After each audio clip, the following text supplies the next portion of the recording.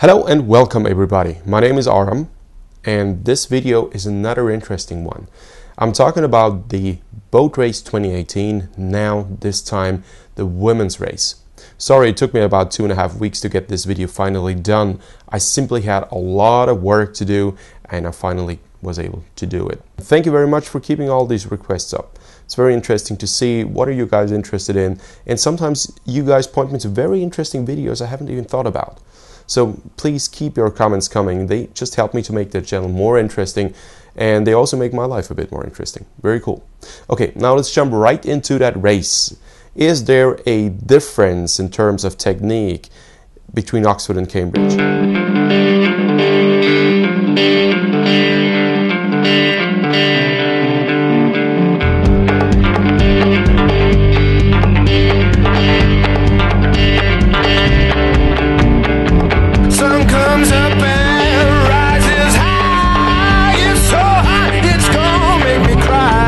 Just a quick announcement, from July 6th to July 8th, 2018, I'm going to do another rowing camp specifically dedicated to masters who want to compete at the Euromasters Munich or at the World Masters in Sarasota in Florida.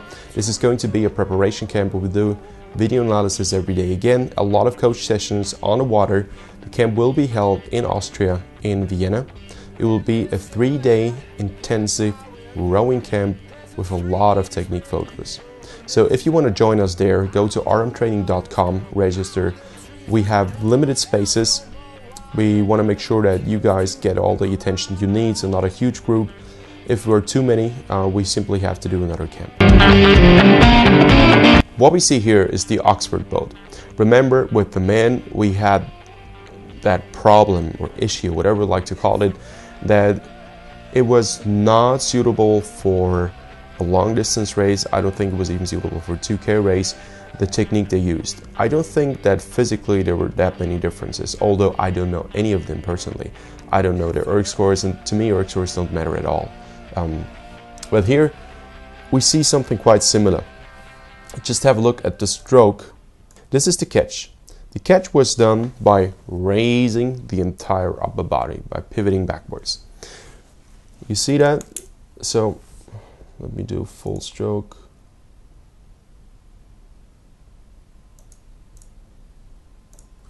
Just before catching, she tries to get extra reach. In a sweep boat, to get extra reach is usually to go outward, not to go forward.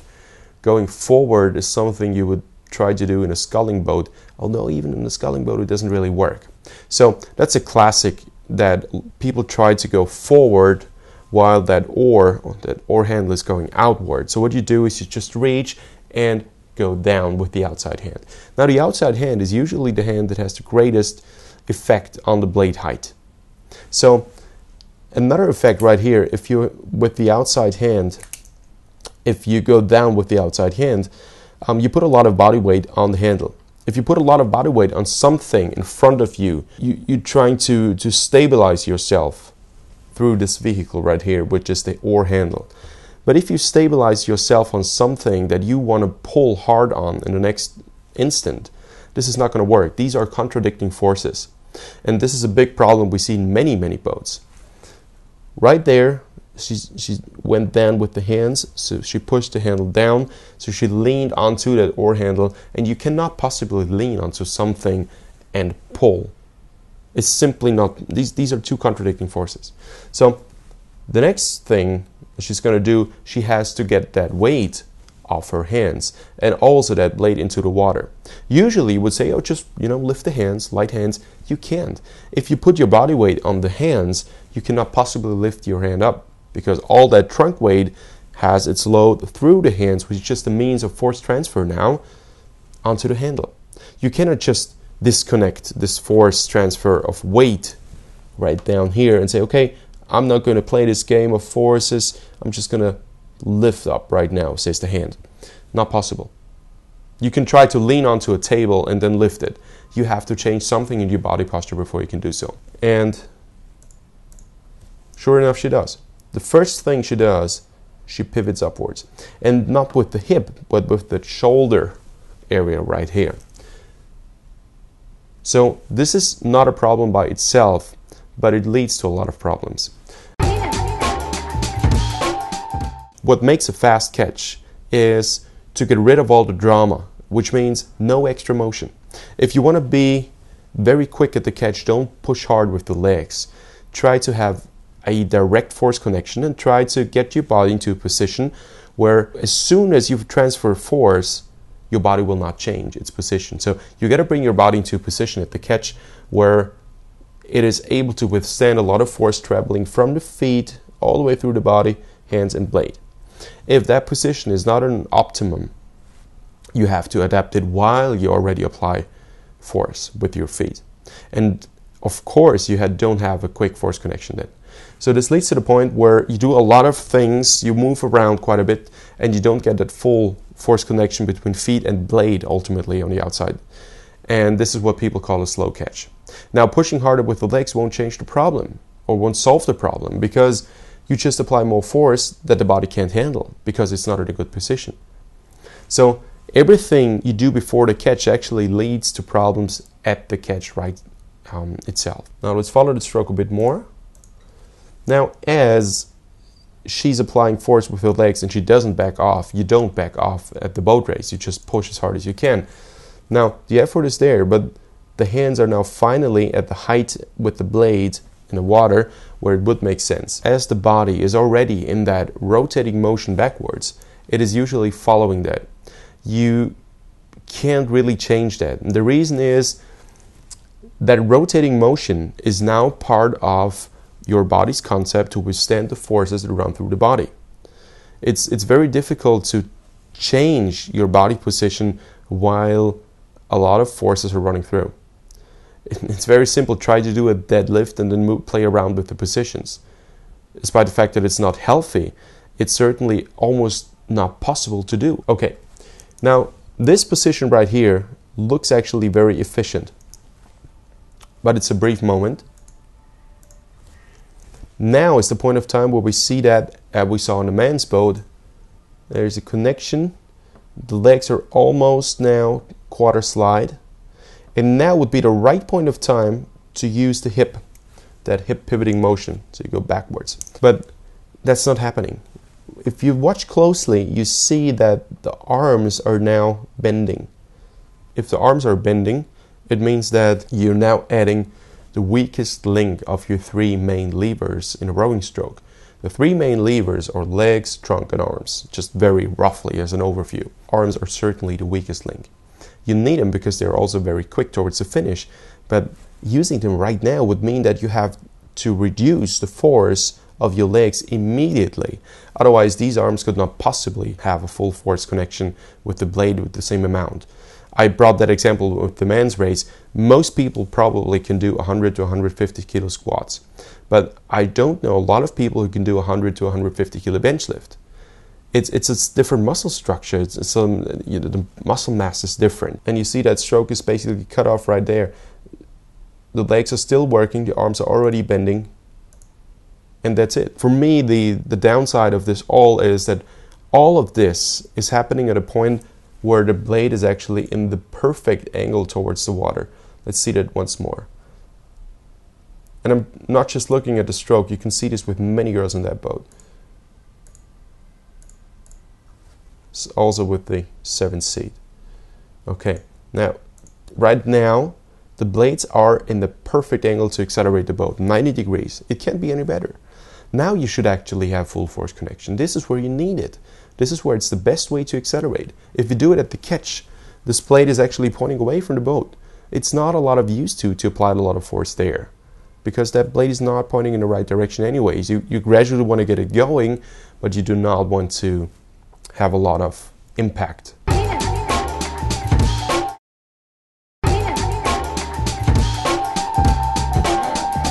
I'm not too much into physics, but this is obvious. If you apply force and that force cannot be transferred into motion, that force will attract the counterforce.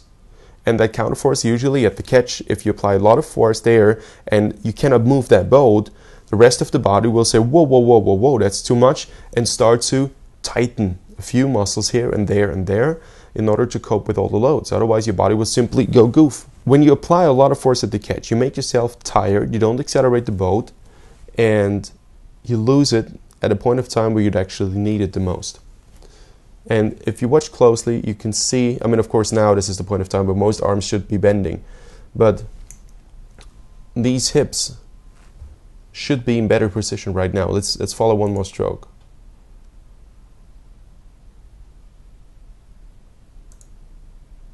Okay, maybe one frame. Okay, you see, just watch throughout that boat. How many people are already using the arms with having the hip bent forward? Hip bent forward, so upper body pivoting forward, upper body somewhat straight, but that's her position right from catching. Her hip is actually straight too, but the upper part of the trunk is in the forward position. She's still got motion left, but it doesn't work with the rest of the team, so that motion is not used well. If an 8 or a quad or a double doesn't work together smoothly, this boat will not go fast. And all these individual efforts are not as effective as it could be, to be very mild. These two here are actually quite effective. I don't know what she's going to do next, we'll have to see. These legs are actually quite bent. The arms are bent a bit and the upper body is straight. So I don't see a lot of forces going through there right now. And the bow girl to me also looks quite efficient. I'm actually curious if they had problems to go straight. Maybe possible. But I see 1, 2, 3 people on starboard having a more efficient body position at this point of the stroke, where that blade is in a very good angle to the boat. And I see all 4 on the port side, which are not in a good body position. That's just my opinion. I'm not trying to say this is bad and just, you know, no, I'm trying to find out how things develop and why they develop and how we could change that. And these women, to me, are some of the best collegiate rowers in the world. So there's a reason why they have been selected for this boat. And there must always be a second place. And my job is to find out why. Not why there's always a second place, but why are these girls second and why is Cambridge first, from a technique point of view. Again, I'm not looking at physiological parameters. And one of you commented, that was actually quite funny, one of you commented that, yeah, well, if that Oxford technique is less efficient, how is it possible that this coach and this coach has a better record with their teams? I say, hey guys, I'm not talking about coaches' records. I don't care about coaches' records. I care about what I see right there. And there is a visible difference. Good. Now, let's try to get some footage of Cambridge. Okay, check out that position right here. First of all, the hip is pointing forward. That's very good. I'm now checking how much travel do we see, how much pivoting do we see on the trunk before she actually has full force connection to the blade. That's it. And probably this is one of the reasons why Cambridge is just faster. It takes him less effort at the catch. Now it's maybe we get to see another stroke. Now at the catch. That's it. There's a slight bit of travel, but not a lot. This already makes a difference. She's in a very suitable position at the catch. And this is minute 2.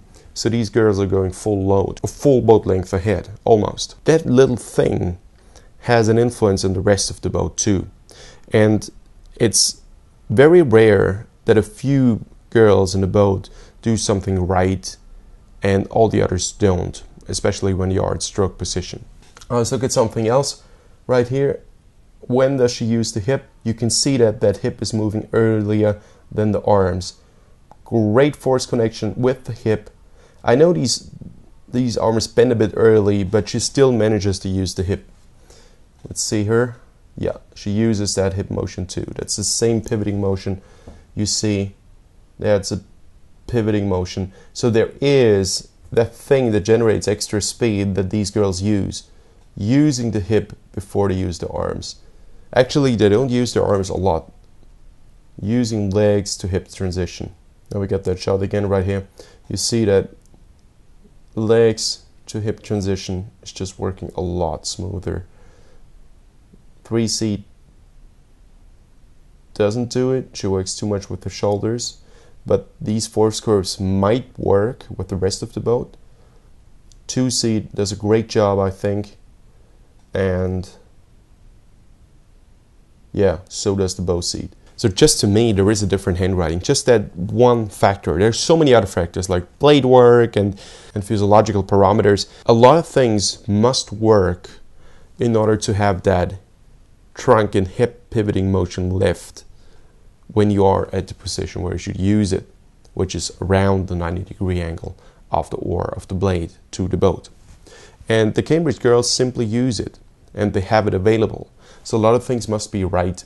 And the preparation is one thing that I don't see a lot of bringing the hands forward and down into the boat at the catch.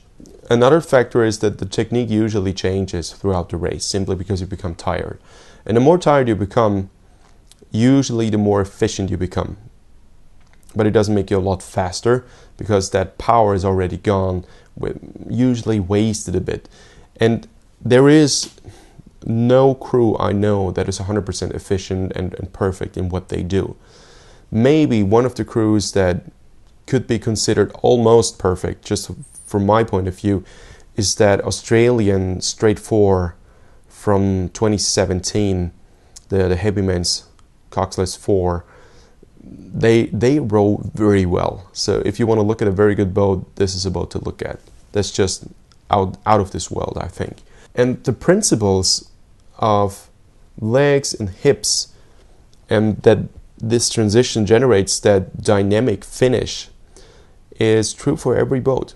A lot of people try to have a dynamic stroke towards the finish. The element of dynamics is actually added by adding to a leg motion a hip motion. It's not generated by having an ultra fast leg drive and a very effective, ultra strong and quick trunk opening and pivoting motion, and then a very hard arm pull.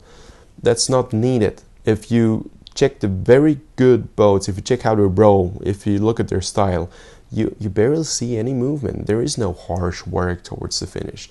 It's very simply legs to hip at a point of time where the blade is in the right angle. And this is why I'm so fond of these races. You can see that even the best are having trouble to use that. I'm pretty sure that all of them know it, but it's so difficult to coach it and to teach it. It can be taught, but it needs a lot of practice and a lot of understanding amongst athletes. This is why when I coach people, I first make sure I instill that picture of what a stroke needs to look like, and what a stroke needs to feel like, and what a stroke needs to sound like, depending on if you have a visual person, a kinesthetic person, or an auditory person. Let's just stick to the subject right here. We will see Cambridge win. And this difference here says a lot. A wonderful picture of that Cambridge crew right here towards the finish. That's beautiful to see that they send along the boat. Every stroke you send along the boat with the hip a bit more. She doesn't do it. But one team member in the boat who doesn't do it is not a problem. Problem is if all the others are doing it. So that's a great picture here to see how they send along that boat. Yeah, it's beautiful to see how they send along. It's just that extra speed to get every stroke. Very good. So congratulations to the Cambridge women. A fantastic race. I think they rode very well, and a well-deserved victory. And also congratulations to Oxford. You didn't back off. You just, kept on fighting. And my greatest respect to Oxford too. Yeah, guys, that's it for today. I hope you enjoyed this video as much as I did. If you have not already subscribed to that channel, please do so. I plan to bring a lot more content over the entire rowing season. There's so many more races to come up, and I'm pretty sure they're going to be very interesting. If you would like to share that video, please go ahead. I'm looking forward to this and to get all your feedback on YouTube, on Facebook, via email. And I read all your mails. Sometimes it takes a while to reply, but I do reply, so bear with me. Guys, have a good day, and I'm looking forward to see you again soon. Okay, bye-bye. Discover and release my love somehow. My questions need your answer, give them to me now.